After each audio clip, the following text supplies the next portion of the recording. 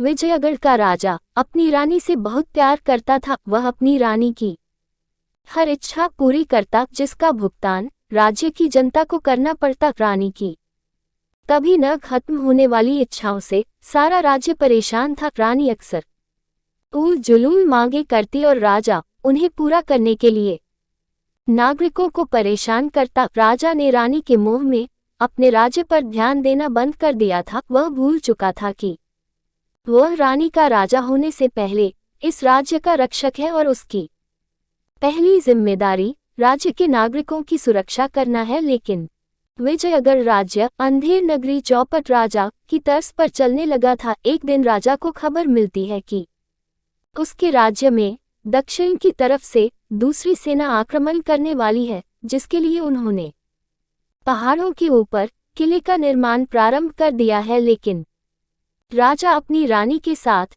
भोग विलास में डूबा हुआ था। वह इतनी बड़ी बात नजरअंदाज कर देता है और कुछ दिनों के लिए रानी के साथ अपने राज्य से दूर भ्रमण के लिए निकल जाता है। राजा और रानी एक दूसरे के प्रेम में डूबे हुए हसीन मौसम का मजा ले रहे थे। उनके जीवन में खुशी और रोमांच की कोई कमी न थी। कई दिनों की बाहरी यात्रा के बाद जैसे ही राजा अपनी रानी के साथ विजयगढ़ राज्य में दाखिल होता है, उसके पैरों तले जमीन खिसक जाती है, क्योंकि राज्य की सत्ता बदल चुकी थी। अब विजयगढ़ के सैनिकों ने राजा के आदेश का पालन करना बंद कर दिया था और उसकी जगह दक्षिण से नया राजा आ चुका था। राजा अपने पुराने सलाहकारों के पास गुप्त रास्ते से पहुंचता है। वहां जाकर वह अपने राज्य के पुरोहित से सत्ता परिवर्तन का कारण जानना चाहता है। राज्य के पुरोहित राजा को बताते हैं कि आपकी जनता आपसे बहुत परेशान